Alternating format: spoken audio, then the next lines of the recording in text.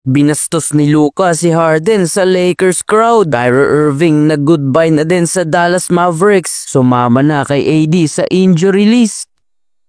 Maswerte at nakabalik pa sa second quarter itong si Luka Doncic. Naglakad kasi ito papuntang locker room while grabbing his right leg. Akala ng lahat na sasamahan niya si Rui at AR injury list. Pero buti na lang talaga at nakabalik ito. Sabi nga ng ilang fans ay tumailang pala si Luka kaya siya pumunta ng locker room. Inuhat niya ang Lakers at muling nag-leading scorer, 29.6 rebounds at 9 assists. Komportable na si Luka sa LA Lakers. Bumalik na ang kanyang shooting at may angas na. Tulad na nga lang itong ginawa niya kay James Harden. Matapos may pasok ang and one ay agad itong nagsalita ng masakit kay The Beard at sinabing, "You can't fucking guard me." Parang kailan lang nasa top 2 na ng West ang Purple and Gold with 38-21 win-lose record at may 6 winning streak. Kaya din nila mag 7 winning streak dahil